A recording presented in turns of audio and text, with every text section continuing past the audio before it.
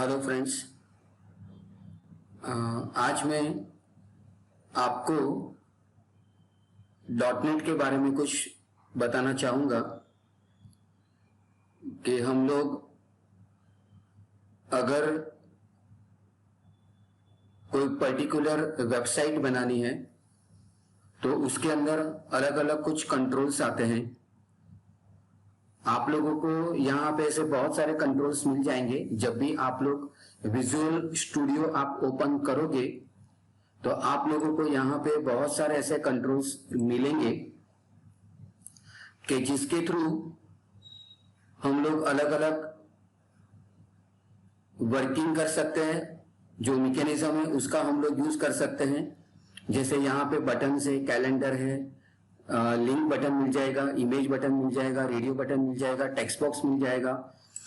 तो बहुत सारे ऐसे हम लोगों को टूल बॉक्स मिल गए जिसको हम लोग स्टैंडर्ड कंट्रोल्स बोलते हैं। सो उसी तरीके से आज मैं आप लोगों को बताने के लिए जा रहा हूं कि हम लोग विजार्ड के थ्रू हम लोग एपीआई का यूज करके किस तरीके से हम लोग कुछ अलग तरीके से वर्क कर सकते हैं वेब डेवलपमेंट के अंदर। तो वो मैं आप लोगों को मैं बताना चाहूंगा। लेकिन सबसे पहले मैं आप लोगों को ये बताना चाहूंगा कि एग्जैक्टली विजुअल स्टूडियो होता क्या है। विजुअल स्टूडियो एक ऐसा सॉफ्टवेयर है कि जिसके अंदर आप लोग वेबसाइट बना सकते हो, आप लोग डेस्कटॉप एप्लीकेशन बना सकते हो, विंडोज एप्लीकेशन बना सकते हो। अगर आप लोग ने ज़ेमरिन अगर इंस्टॉल किया है तो एंड्रॉइड के बेस के ऊपर भी आप लोग अपना डेवलपमेंट कर सकते हो।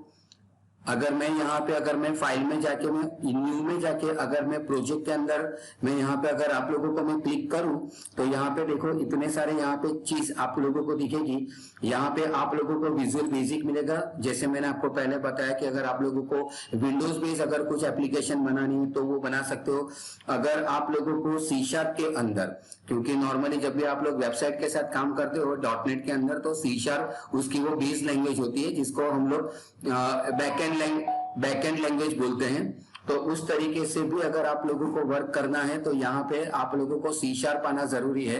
तो यहाँ पे आप लोग वेब के थ्रू आप लोग यहाँ पे ASP.NET का भी एप्लीकेशन जिसको हम लोग .NET कोर बोलते हैं वो भी आप लोग कर सकते हो। यहाँ पे अगर मैं विजुअल सी शार्प के ऊपर क्लिक करता हूं तो आप लोगों को देखो यहाँ पे अलग अलग ऑप्शन मिल जाएगा। इवन आप लोगों को MVC के साथ काम करना है तो .NET के साथ आप लोग MVC का यूज करके भी कर सकते हो, पाइथन के साथ भी काम कर सकते हो और RB है यहाँ पे देखो। मैं आप लोगों को मैं क्लिक करके मैं आपको मैं बताना चाहूंगा मैं। तो इस तरीके से भी अगर आप लोगों को वर्क करना है तो आप लोग कर सकते हो। सबसे पहले ये जानना जरूरी है कि आप लोग कौन सा फ्रेमवर्क यूज करते हो .NET का। तो अगर मैं यहाँ पे मैं हेल्प में जाके अगर मैं यहाँ पे मैं विजुअल स्टूडियो के बारे में यहाँ पे मैं क्लिक करूं तो आप लोगों को पता चल जाएगा कि हम लोग कौन से प्लेटफॉर्म के ऊपर काम कर रहे हैं और उसके अंदर क्या क्या है। यहाँ पे देखो आप लोगों को दिख जाएगा कि यहाँ पे विजुअल स्टूडियो कम्युनिटी 2017 है और उसका फ्रेमवर्क भी अलग अलग है। और यहाँ पे मैंने इतने सारे ऑप्शंस मैंने डाउनलोड करके मैंने रखे हुए हैं यहाँ पे। और आप लोगों को यहाँ पे ये भी पता चल जाएगा कि आप लोगों का .NET का फ्रेमवर्क यहाँ पे 4.8 है, वो भी आप लोगों को आइडिया आ जाएगा। तो जब भी आप लोग विजुअल स्टूडियो इंस्टॉल करेंगे तो पहले ये सब कुछ चीजें जान लेनी जरूरी है। ओके, अब मैं आप लोगों को बताना चाहूंगा कि एग्जैक्टली हम लोग अलग अलग कंपोनेंट के साथ किस तरीके से हम लोग काम कर सकते हैं। और दूसरी अगर मैं चीज में बोलूं तो वैलिडेटर के साथ कैसे काम कर सकते हैं वो मैं आप लोगों को यहाँ पे मैं डेमोन्स्ट्रेट करूंगा। सो ये एग्जैक्टली है क्या, इसको बोलते हैं विजार्ड कंट्रोल। तो पहले तो हमको ये पता होना चाहिए कि विजार्ड कंट्रोल आएगा कहां से। तो विजार्ड कंट्रोल आप लोगों को यहां से टूल के अंदर जाके आप लोगों को ये विजार्ड कंट्रोल मिल जाएगा। जैसे आप यहाँ पे विजार्ड कंट्रोल क्लिक करके लेके आओगे तो इस तरीके से आप लोगों को कुछ ऑप्शन मिलेगा। मैं यहाँ पे मैं इसको अभी मैं डिलीट कर देता हूं और मैं यहीं पे आप लोगों को उसका मैं डेमोन्स्ट्रेशन दूंगा। यहाँ पे जैसे ही मैं यहाँ पे मैं क्लिक करता हूँ मीन्स अगर मुझे अपने विजार्ड कंट्रोल के अंदर मुझे अपने खुद के कुछ कस्टमाइजेशन अगर मुझे करना है तो वो मैं कर सकता हूं। किस तरीके से कि जैसे यहाँ पे आप क्लिक करोगे तो आपको यहाँ पे एक छोटा सा बटन मिल जाएगा कि जिसके अंदर आप लोग क्लिक करोगे तो पहले तो अगर आप लोगों को ऑटो फॉर्मेट में जाओगे तो आप लोगों को ये पता चलेगा कि कौन सी स्टाइल हमें अच्छी लगती है। जैसे मैंने यहाँ पे क्लासिकल स्टाइल मैंने लिया हुआ है। अगर सिंपल लेना है तो आप सिंपल ले सकते हो, क्लासिकल, प्रोफेशनल, आपको जो स्टाइल चाहिए वो आप लोग ले सकते हो यहाँ पे। जैसे अभी मैंने देखो यहाँ पे सिंपल मैंने किया, अप्लाई किया, ओके किया, देखो मेरा कलर का स्टाइल मेरा बदल गया। तो कहने का मतलब आप लोगों को कस्टमाइजेशन जो चाहिए वो आप लोग कर सकते हो। मैंने यहाँ पे लिखा हुआ है student detail, students course detail, students personal detail और समरी। आपको यहाँ पे जितने भी कंपोनेंट्स आप लोगों को चाहिए, जितने भी अगर आप लोगों को कंट्रोल चाहिए वो आप यहाँ पे ले सकते हो। जैसे मैंने यहाँ पे मैंने किया हुआ है, अगर आप लोगों को यहाँ पे इस तरीके से कुछ कंट्रोल्स बढ़ाने हैं या तो आप लोगों को स्टेप्स बढ़ाने हैं तो यहाँ पे आप लोगों को जाना पड़ेगा ऐड और रिमूव विजार्ड स्टेप के अंदर। और यहाँ पे जैसे आप लोग यहाँ पे ऐड करोगे तो यहाँ पे आप लोगों को मिल जाएगा। मैं आप लोगों को मैं एक ऐड करके मैं दिखा देता हूँ। जैसे आप यहाँ पे ऐड करोगे तो देखो यहाँ पे टाइटल, यहाँ पे जो लिखना है वो आप टाइटल आप लिख सकते हो। जैसे मैंने यहाँ पे मैंने किया, जैसे मैंने यहाँ पे लिया ईमेल, तो जैसे आप ईमेल डिटेल्स अगर मैं यहाँ पे मैं लिखता हूँ और अगर मुझे यहाँ पे जैसे मैंने यहाँ पे ओके कर दिया तो देखो यहाँ पे ईमेल डिटेल आ गया। अभी तो मैं इसको मैं रिमूव कर रहा हूं, तो अगर रिमूव भी मैं आपको मैं करके मैं दिखा देता हूं। जैसे मैंने यहाँ पे रिमूव कर दिया और मैंने कर दिया ओके, तो यहाँ से देखो निकल जाएगा। तो इस तरीके से आप लोगों को स्टेप्स बढ़ाने हैं तो वो स्टेप्स भी आप लोग बढ़ा सकते हो। दूसरी चीज आप लोगों को ध्यान में रखनी है कि आप लोगों को टाइटल क्या चाहिए। तो जैसे मैंने यहाँ पे स्टूडेंट डिटेल है तो यहाँ पे मैंने टाइटल भी वही दिया है। यहाँ पे देखो आप लोगों को हर एक टाइटल आप लोगों को दिख जाएगा। यहाँ पे समरी के अंदर मैंने दिया हुआ है, टाइटल आप लोगों को चेंज करना है तो वो भी आप लोग कर सकते हो। मैंने यहाँ पे स्टेप का टाइप मैंने कंप्लीट दिया है और यहाँ पे उसका टाइटल मैंने समरी दिया हुआ है। वो जिस तरीके से आपको चेंज करना चाहो वो आप लोग कर सकते हो। ओके, उसके बाद कहने का मतलब अगर मैं इसको मैं रन करता हूं तो फ्रेंड्स ध्यान में रखना, जब भी आप लोग डॉटनेट के साथ काम करोगे आप लोगों को दो फाइल मिलेगी। एक फाइल आपको मिलेगी .aspx फाइल मिलेगी जो डिजाइनिंग फाइल होती है, उसके अंदर सिर्फ डिजाइन पोर्शन आता है, कभी भी उसके अंदर लॉजिक पार्ट नहीं जाता है। और दूसरी फाइल आप लोगों को मिलेगी aspx.cs फाइल। यहाँ पे cs भी क्यों लिखा हुआ है, क्योंकि हम लोग जो काम कर रहे हैं वो बैकएंड लैंग्वेज C# के साथ काम कर रहे हैं। अगर यही चीज अगर आप लोग VB के साथ काम करते हो तो आप लोगों को यहाँ पे मिलेगा aspx.vb। अगर आप लोगों की बैकएंड लैंग्वेज अगर विजुअल बेसिक है तो बच्चों ये चीज आप लोग फ्रेंड्स खास ध्यान में रखना। तो यहाँ पे भी देखो आप लोगों को क्या क्या मिल रहा है। अभी मैं यहाँ पे मैं फिर से मैं ASPX डिजाइन के अंदर जाता हूँ। यहाँ पे देखो आप लोगों को क्या मिलेगा। यहाँ पे आप लोगों को जो मेरी फाइल का नाम है यहाँ पे मैंने लिखा हुआ है QR कोड फाइल विजार्ड, तो ये मेरी डिजाइन फाइल है। जैसे ही मैं यहाँ पे इसको मैं क्लिक करूंगा यहाँ पे आप लोगों को उसकी डिजाइन उसकी जो लॉजिक फाइल है वो आप लोगों को दिखाई देगी। जैसे ही मैं यहाँ पे मैं डबल क्लिक करता हूँ तो ये एक आप लोगों को दिखाई देगा।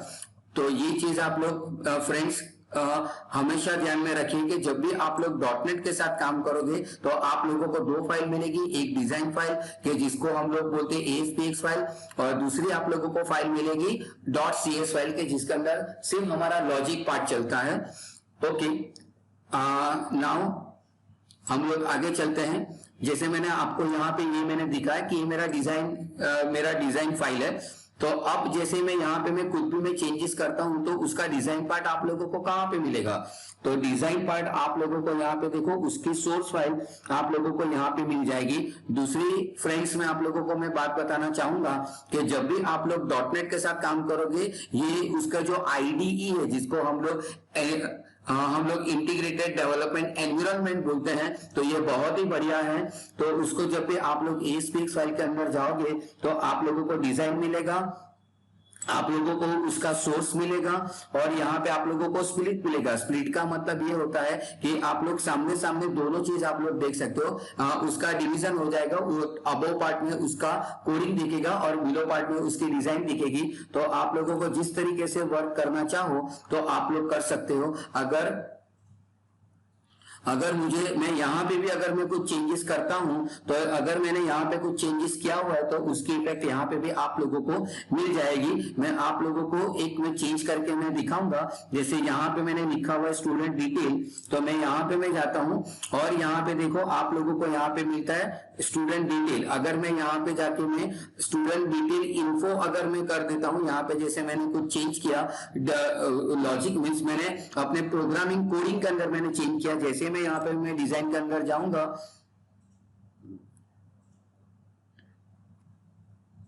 राइट, तो यहाँ पे भी देखो आप लोगों को अब दिख रहा है स्टूडेंट डिटेल इन्फो। तो कहने का मतलब ऐसा है कि आप लोगों को यहां से करना है तो वो भी आप लोग कर सकते हो। आप लोगों को जिस तरीके से चाहिए उस तरीके से आप लोग चेंजेस कर सकते हैं। अब यहाँ पे मैं जो डिजाइन उसकी जो सोर्स फाइल है, अब सोर्स फाइल उसकी क्या है वो मैं थोड़ा आप लोगों को मैं डेमोन्स्ट्रेट करना चाहूंगा। मैं इस तरीके से आप लोगों को दिखेगा। जो सबसे पहली लाइन है वो यहाँ पे दिखाता है page language is equal to C sharp. कहने का मतलब ऐसा है कि सी शार्प इंडिकेट करता है that you had written the entire program in C sharp. वो एक इंडिकेट करता है। अगर वीबी होता है तो उसका मतलब है विजुअल बेसिक के अंदर आपने कोड लिखा हुआ है। यहाँ पे मेरी जो कोड फाइल है, यहाँ पे auto event fire up always true होता है। यहाँ पे लिखा गया है कोड फाइल। मेरा फाइल का नाम है देखो QR कोड फाइनल, ऐसा कुछ लिखा हुआ है। तो यहाँ पे देखो वही फाइल है, यहाँ पे QR कोडर विद विजार्ड, यहाँ पे भी देखो आप लोगों को वही दिखता होगा। तो ये फाइल आनी चाहिए। और यहाँ पे inherit QR code with wizard, वो एक उसका इनहेरिट्स है कि जब भी आप लोग इनहेरिटेंस के साथ या तो ऑब्जेक्ट के साथ काम करोगे तो उसका पता चल जाएगा। और ये यहाँ पे आप लोगों को डॉक टाइप है। डॉक टाइप इंडिकेट करता है कि आप लोग HTML5 के साथ काम करते हो। ये यहाँ पे उसकी स्टाइल है। यहाँ पे देखो मैंने कुछ स्टाइल लिखा हुआ है कि जैसे आप लोगों को CSS के बारे में अगर कुछ आइडिया हो तो यहाँ पे आप लोग, ये उसका CSS फाइल है कि जिसके अंदर मैंने लिखा है स्टाइल से स्टार्ट करते हैं। Style type is equal to text CSS और यहाँ पे मेरा स्टाइल शुरू हुआ, यहाँ पे मेरा स्टाइल खत्म हुआ और वो ऑलवेज हेड के अंदर लिखा जाता है। और बॉडी के अंदर मैंने यहाँ पे मेरा विजार्ड की जो स्टाइल है वो मेरे यहाँ पे पूरी विजार्ड की स्टाइल है। यहाँ पे मैंने TR, ये मैंने जो भी लिखा हुआ मैंने पूरे टेबल के अंदर लिखा हुआ है। इसीलिए यहाँ पे देखो जैसे मैं यहाँ पे मैं क्लिक करता हूँ, देखो यहाँ पे पूरा देखो आप लोगों को थोड़ा लाइट हल्का सा आप लोगों को स्काई कलर आप लोगों को दिखता होगा, एकदम लाइट दिखता होगा। तो देखो यहाँ पे पूरा सेलेक्टेड है। सेलेक्टेड का मतलब ऐसे होता है कि वो पर्टिकुलर आपका विजार्ड देखो यहाँ पे पूरा एक्टिवेट हो गया। तो यहाँ पे भी देखो आप लोगों को कुछ दिखता होगा। तो इस तरीके से मैंने यहाँ पे कुछ लिखा हुआ है। हर एक का कहीं ना कहीं पे देखो आप लोगों को पता चल जाएगा कि जैसे यहाँ पे स्टूडेंट इन्फो है तो यहाँ पे स्टूडेंट्स इन्फो का यहाँ पे एक खत्म आपका हो जाएगा। दूसरा यहाँ पे लेस्ट नेम है तो यहाँ पे लेस्ट नेम आपका यहाँ पे खत्म हो जाएगा। यहाँ पे समरी वैलिडेशन है। समरी वैलिडेशन का मतलब ऐसे होता है कि अगर मैं आप लोगों को समरी वैलिडेशन भी मैं दिखाना चाहूंगा, ये इसको समरी वैलिडेशन बोलते हैं यहाँ पे। कि अगर मान लो कि मैं यहाँ पे मैं कुछ भी गलती करता हूं, मैंने यहाँ पे वैलिडेशन भी किया हुआ है। वैलिडेशन का मतलब ऐसे होता है कि शायद आप लोगों को पता होगा कि जब भी आप लोग कोई फॉर्म भरते हो, जैसे आप लोग कोई ड्राइविंग लाइसेंस का फॉर्म भरते हो या तो आधार कार्ड फॉर्म भरते हो या तो स्कूल का रजिस्ट्रेशन या तो कॉलेज का रजिस्ट्रेशन फॉर्म भरोगे ऑनलाइन, तो अगर कई बार चीज आपसे मिस हो जाती है तो वहां पे आप लोगों को अलर्ट मैसेज आता है कि this field should not be empty और आपने ये कुछ चीज गलत एंट्री की हुई है। तो इस तरीके से आता है कि जिसको हम लोग वैलिडेटर बोलते हैं। तो इस तरीके से मैंने वैलिडेटर भी यहाँ पे मैंने कुछ करके रखा हुआ है। तो ये आप लोगों को वैलिडेटर भी आप लोगों को मिल जाएगा। और ये यहाँ पे मेरा पूरा जो लॉजिक है मैंने यहाँ पे जो लिखा हुआ है वो आप लोगों को एक मिल जाएगा। तो ये मेरा एक पूरा, और यहाँ पे देखो मेरा जो विजार्ड का जो स्टेप है वो यहाँ पे मेरा खत्म हो जाए। विजार्ड स्टेप यहाँ पे खत्म हुआ, ये एएसपी का है, ये अलग है, ये विजार्ड स्टेप अलग होता है, ये विजार्ड स्टेप अलग है, और पूरा मेरा यहाँ पे विजार्ड यहाँ पे खत्म हो जाता है। और मेरा जो फॉर्म मैंने ऊपर जो मैंने चालू किया था, जो यहाँ पे भी देखो मैंने लिखा गया है, देखो ये विजार्ड स्टेप है, यहाँ पे कुछ अलग चीजें हैं, और यहाँ पे जो मैंने फॉर्म जो मैंने चालू किया था, तो यहाँ पे देखो आप लोगों को फॉर्म मैंने जो चालू किया था, यहाँ पे मैंने जो स्टार्ट किया था वो फॉर्म मेरा यहाँ पे खत्म हो रहा है। तो इस तरीके से अलग अलग आप लोगों को विजार्ड के स्टेप मिलते चलेंगे। यहाँ पे देखो हर जगह पे विजार्ड स्टेप मिलेगा। यहाँ पे भी देखो एक विजार्ड स्टेप यहाँ से शुरू हुआ, तो एक वो विजार्ड स्टेप आप लोगों का यहाँ पे खत्म हो रहा है। मैं आप लोगों को वो भी मैं बताना चाहूंगा। मैं यहाँ पे देखो एक मेरा विजार्ड स्टेप चालू हुआ और मेरा एक खत्म हो गया। दूसरा मैं आप लोगों को मैं दिखाना चाहूंगा। मैं यहाँ पे मेरा एक विजार्ड स्टेप चालू हुआ और वो यहाँ पे खत्म हो जाएगा। देखो यहाँ पे अलग अलग है, यहाँ पे स्टूडेंट डिटेल के लिए है, यहाँ पे स्टूडेंट्स पर्सनल डिटेल के लिए है। तो इस तरीके से आप अलग अलग तरीके से अलग अलग विजार्ड का स्टेप्स लेके आप लोग पूरा अपना एक कंट्रोलर आप लोग बना सकते हो। पूरा एक आप लोग अपना विजार्ड स्टेप आप लोग बना सकते हो। अब ये उसका पूरा डिजाइन पार्ट हो जाता है। ये जैसे मैंने आप लोगों को बताया, क्योंकि मैं जो काम कर रहा हूं वो ASPX के साथ काम कर रहा हूं, ये आप लोगों का डिजाइन पार्ट हो गया। अब जैसे ही मैं यहाँ पे मैं आता हूं उसकी लॉजिक पार्ट पे, आप लोगों को यहाँ पे दिखता होगा, यहाँ पे भी देखो लिखा गया है ASPX.CS। तो ASPX.CS जो भी है वो आपका लॉजिकल पार्ट है, कि जिसके अंदर आप लोगों को अपना लॉजिक लिखना है, बिजनेस लॉजिक लिखना है। अब सबसे पहले आप लोगों को मैं ये बताना चाहूंगा कि कोड लिखा कैसे जाता है। सबसे पहले डॉटनेट के अंदर, C# के अंदर इंपॉर्टेंट है कि आप लोगों की लाइब्रेरी कंप्लीटली वहां पे एक्सपोजर होनी चाहिए। 4 या 5 लाइब्रेरी आप लोगों को बाय डिफॉल्ट में मिल जाएगी। जैसे यहाँ पे लिखा गया है system, then system.collection.generic LineQ web UI, ये आप लोगों को डिफॉल्ट में मिल जाएगी। जैसे मैंने शुरुआत के अंदर मैंने आपको कहा था कि मैं यहाँ पे आप लोगों को मैं कुछ API के साथ में काम बताऊंगा। तो यहाँ पे देखो मैंने कुछ किया हुआ है QR कोडर, मैं आप लोगों को मैं एग्जांपल में रन करके भी मैं दिखाऊंगा। तो मैंने यहाँ पे कुछ QR कोडर का मैंने यूज किया है मैंने।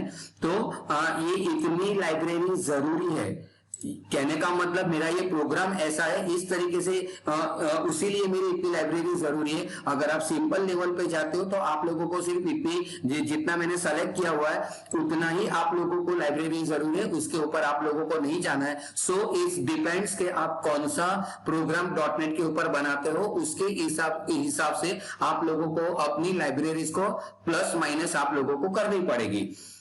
ओके, अब कहने का मतलब ऐसा होता है कि मैंने यहाँ पे लिखा हुआ है पब्लिक पार्शियल क्लास, और मैंने यहाँ पे लिखा है मैंने QR कोडर विथ विजार्ड। अब जैसे मैंने आप लोगों को पहले मैंने दिखाया था कि ये QR कोड विथ विजार्ड क्या है। अगर मैं आप लोगों को अगर मैं डिजाइन फाइल के अंदर लेके जाता हूं तो यहाँ पे देखो मैंने यहाँ पे लिखा था QR कोड विथ विजार्ड, ये चीज आप देखो। और यहाँ पे भी देखो QR कोडर विथ विजार्ड, देखो QR कोडर विथ विजार्ड, और यहाँ पे भी लिखा गया है QR कोडर विथ विजार्ड। कहने का मतलब ऐसा है कि आपका जो यहाँ पे जो क्लास का नाम होगा वही आप लोगों को यहाँ पे इनहेरिट्स के अंदर मिलेगा, आप लोग उसको चेंज नहीं कर सकते। उसके बाद मैंने यहाँ पे लिखा हुआ है system.web.ui.page। कहने का मतलब ऐसा होता है कि मैंने इनहेरिटेंस किया हुआ है कि यहाँ पे कि जब ये देखो यहाँ पे मैंने पैकेज देखो मैंने किया है वही पूरी लाइब्रेरी, इसको आप पैकेज भी बोल सकते हो, लाइब्रेरी भी बोल सकते हो। तो पूरे लाइब्रेरीज को मैंने यहाँ पे उसको इनहेरिट किया है। अब आप जैसे ही आप यहाँ पे जाओगे तो 1 by 1 आप लोगों को मिलता जाएगा। सिस्टम डॉट जैसे ही करोगे तो आप लोगों को वेब मिल जाएगा, इसको बोलते हैं क्लास नेम स्पेस, इसको नेम स्पेस बोलते हैं system.web.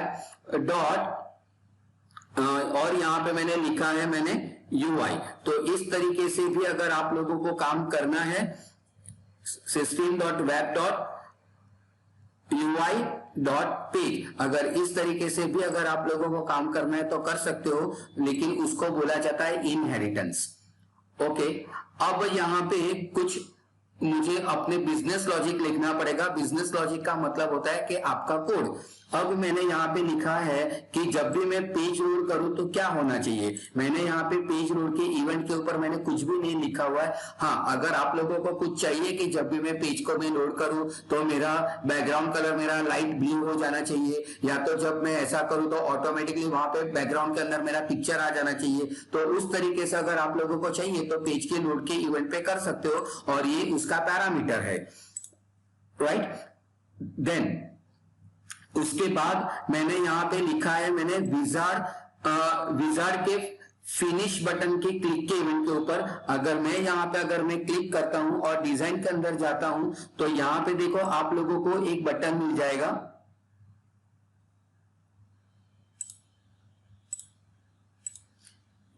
यहाँ पे आप लोगों को एक बटन मिल जाएगा, देखो यहाँ पे फिनिश का एक बटन है। तो जैसे ही मैं यहाँ पे मैं क्लिक करूंगा समथिंग शुड बी हैपन, कुछ होना चाहिए, तो वो क्या होना चाहिए तो उसके बारे में मैंने यहाँ पे कुछ लिखा है। मैं फिर से मैं फ्रेंड्स में बोल देता हूँ कि मेरा ये लॉजिक है कि जब भी मैं मेरा ये मैं फॉर्म भरूंगा, जब भी मैं यहाँ पे मेरा फर्स्ट नेम, मेरा लास्ट नेम, मेरा यहाँ पे कोर्स का नेम, मेरा कोर्स का नेम, यहाँ पे मेरा ब्रांच, यहाँ पे मेरी जो पर्सनल डिटेल होगी, अगर वो मैं पर्सनल डिटेल में यहाँ पे मैं फिलअप करता हूं, तो जैसे ही मैं यहाँ पे मैं फिनिश करूंगा तो यहाँ पे मुझे कुछ मिलना चाहिए। अब वो क्या मुझे मिलना चाहिए वो मैं आप लोगों को मैं पूरा प्रोग्राम में एग्जीक्यूट करके मैं बताऊंगा। तो ये जो पूरा जो मेरा जो लॉजिक है वो लॉजिक मैंने यहाँ पे लिखा गया है किसके ऊपर, विजार्ड के फिनिश बटन के क्लिक के ऊपर, के जब भी मैं फिनिश बटन में क्लिक करूंगा तब ये कुछ होना चाहिए, तो इसीलिए मैंने यहाँ पे कुछ लिखा हुआ है।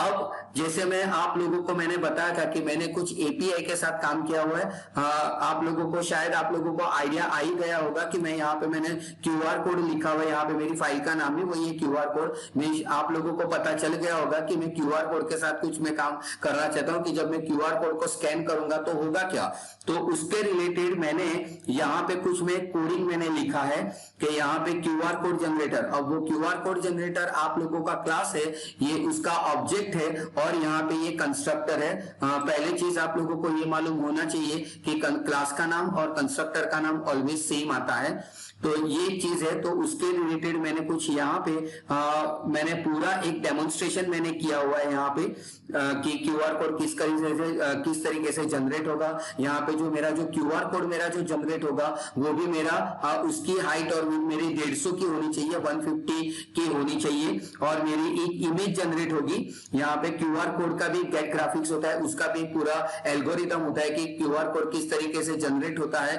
तो उसके बेस के इवेंट के ऊपर मैंने यहाँ पे कुछ मैंने डिजाइन किया है मैंने। तो और मेरा जो भी मेरा जो कोड मेरा जो जनरेट होगा वो मेरा एक इमेज के अंदर होगा बेस 64 के ऊपर, और वो पीएनजी फॉर्मेट के अंदर उसको वो जनरेट करेगा। अब मैं आप लोगों को इसका मैं पूरा मैं एक डेमोन्स्ट्रेशन करके मैं दिखाता हूं।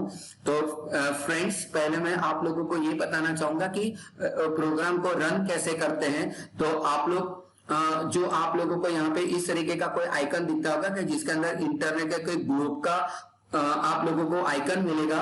राइट क्लिक करो, राइट क्लिक करके यहाँ पे देखो व्यू इन ब्राउजर लिखा हुआ है। जैसे ही आप इसको यहाँ पे क्लिक करोगे, आप जैसे ही यहाँ पे क्लिक करोगे तो आप लोगों को यहाँ पे देखो मिल जाएगा लोकलहोस्ट 52400, और यहाँ पे मेरी फाइल का नाम आएगा क्यूआर कोड विद विजार्ड.aspx, ये मेरे फाइल का नाम है। अब मैं यहाँ पे जाके मैं एक एंट्री करता हूं, तो देखो फर्स्ट नेम के अंदर मैंने लिख दिया सुमित, लास्ट नेम के अंदर मैंने लिख दिया IIST सूरत। मैंने जैसे ही नेक्स्ट किया, अब स्टूडेंट्स कोर्स के अंदर मैंने लिख दिया मैंने पाइथन, ब्रांच के अंदर मैंने लिख दिया IT।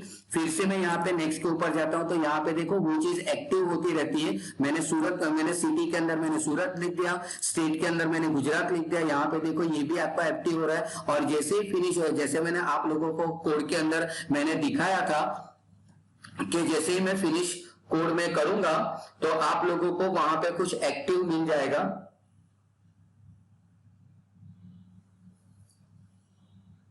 तो जैसे ही मैं यहाँ पे मैं फिनिश कोड में करूंगा, आप लोगों को देखो यहाँ पे मिल जाएगा। मैंने लास्ट में मैंने जो सब कुछ मैंने लेबल या तो टेक्स्ट बॉक्स का यूज किया था, तो उसके अंदर देखो उसकी ये यहाँ पे पूरी उसकी डिटेल आएगी, mister Sumit, IIST Surat, Python IT Surat and Gujarat. और जैसे ही मैं यहाँ पे मैं जनरेट कोड के ऊपर मैं क्लिक करूंगा, जैसे ही मैं जनरेट कोड के ऊपर क्लिक करूंगा, देखो यहाँ पे आप लोगों को QR कोड मिल जाएगा।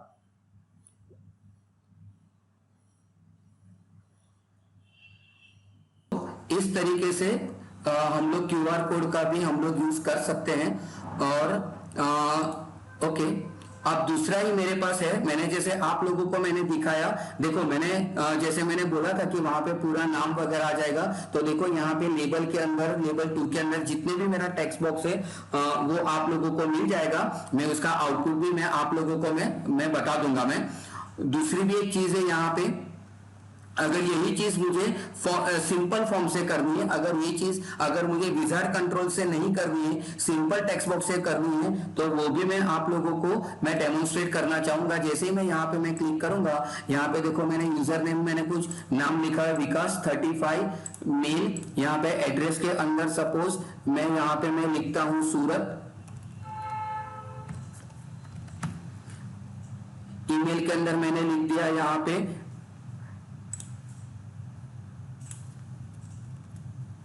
मैंने जैसे यहाँ पे लिख दिया testdemo@gmail.com। नाम कुछ नंबर मैं लिख देता हूँ, पासवर्ड मैंने कुछ यहाँ पे लिखा गया है, मैंने कोई भी एक मैं डमी पासवर्ड में मैं लिखता हूँ यहाँ पे। तो देखो इस तरीके से भी अगर आप लोगों को कोई फॉर्म भरना है तो आप लोग भर सकते हो। यहाँ पे देखो मैं आप लोगों को मैं एक वैलिडेशन भी मैं बताना चाहूंगा। मैंने यहाँ पे मैंने ABCD लिखा हुआ है पासवर्ड के अंदर, तो जैसे मैं ABCD लिखूंगा वो यहाँ पे बता देगा कि ओनली नंबर्स इज वैलिड। और यहाँ पे ये ABCD लिखा, मैंने यहाँ पे 1 2 3 4 लिखा हुआ है, तो इमीडिएटली वो मुझे बता देगा कि पासवर्ड नॉट में। तो इस तरीके से भी अगर आप लोगों को कुछ वैलिडेशन करना है तो आप लोग कर सकते हो। तो मैं जैसे ही यहाँ पे मैं बटन के ऊपर मैं क्लिक करूंगा, यहाँ पे इस तरीके से आप लोगों को QR कोड मिल जाएगा। जैसे आप लोग यहाँ पे QR कोड को स्कैन करोगे तो ये पूरी डिटेल आप लोगों को अपने मोबाइल के अंदर आ जाएगी। तो फ्रेंड्स, ये मेरा एक डेमोन्स्ट्रेशन था कि विजुअल स्टूडियो के अंदर आप लोग किस तरीके से API के साथ काम कर सकते हो और वैलिडेशन के साथ कैसे काम कर सकते हो। तो ये बताने का मेरा एक प्रयास था। तो वो मैंने यहाँ पे मेरा डेमोन्स्ट्रेशन अभी मैं वाइंड अप करता हूँ।